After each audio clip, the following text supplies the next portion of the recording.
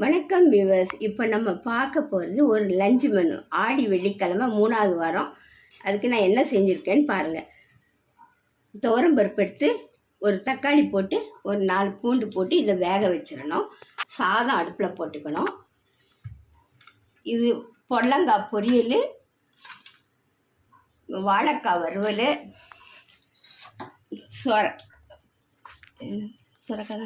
சொரக்காய், வெங்காயம், தக்காளி எல்லாம் போட்டு ஒரு சாம்பார். இப்போ ஒரு கடாய் அடுப்பில் வச்சுருக்கு. எண்ணெய் ஊற்றிக்கோங்க. கொஞ்சம் கடுகு போட்டுக்கிறேன், கொஞ்சம் வெந்தயம் போட்டுக்கிறேன், 2 ஜீரகம் போட்டுக்கிறேன்,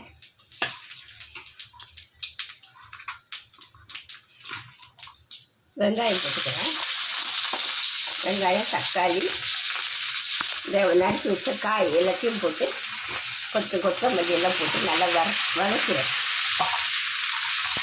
இந்த உப்பு போட்டு ஒரு கிலோ தண்ணி ஊற்றி கொஞ்சம் வேகட்டும். பருப்பு வெந்துடுச்சு, காயும் வெந்துடுச்சுங்க.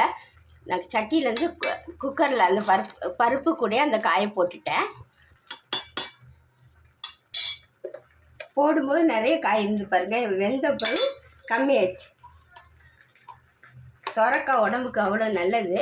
அதனால் எங்கள் வீட்டில் காய்கறி நல்லா சாப்பிடுவோம்.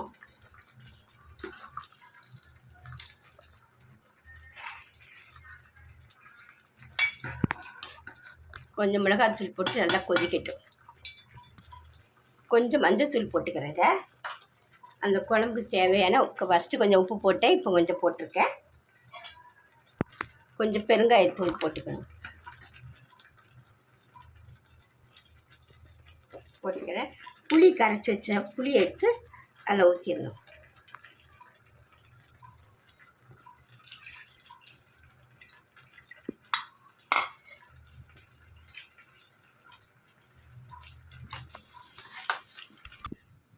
சாதம் வடிச்சாச்சு, அதை கமுத்திடுறேன்.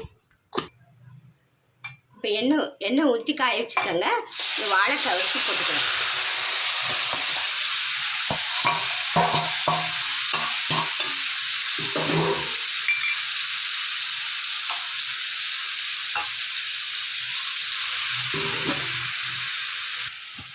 உப்பு, மிளகாத்தூள் போட்டு விரவி வச்சுருக்கேன். கொஞ்சம் தண்ணி ஊற்றிருக்கேன். கொஞ்சம் கரம் மசாலா தூள் போட்டுக்கிறேன், வாசனையாக இருக்கும். கொஞ்சம் நல்லா வறுக்கட்டும், நல்லா வெந்து வரணும். இன்னொரு கடாயை வச்சுருக்கேன், அதில் எண்ணெய் ஊற்றிக்கிறேன்.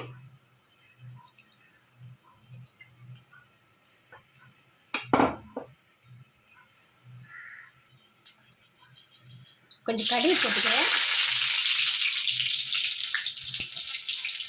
ஒரு பச்சை மிளகாய் அடித்து பொடியை நறுக்கி வச்சுட்டு அதை போட்டுக்கிறேன்.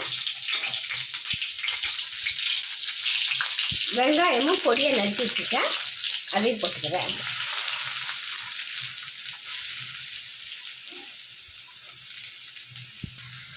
புடலங்காவுக்கு எடுத்து கழுவி வச்சுருக்கேன், பொடியை நறுக்கி அதையும் போட்டுக்கிறேன். கொஞ்சம் உப்பு போட்டு கொஞ்சம் நல்லா வதங்கட்டும்.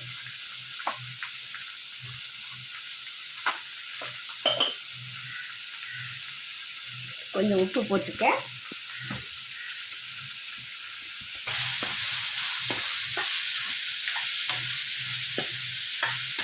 கொஞ்சம் தண்ணி ஊற்றி, கொஞ்சமாக தண்ணி ஊற்றணும். வேக வச்சு தண்ணி ஊற்றணும். அடுத்த சிம்மில் வச்சு நல்லா வேக வச்சிடணும். மஞ்சள் போட்டுக்கிறேன்.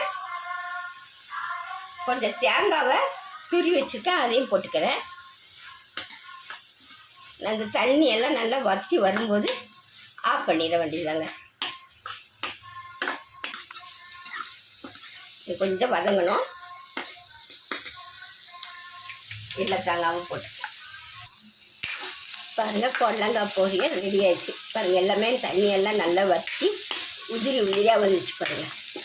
இது மிளகாத்தூள் போடல, பச்சை மிளகாய் போட்டிருக்கனால வாழைக்காவும் ரெடி ஆயிடுச்சுங்க.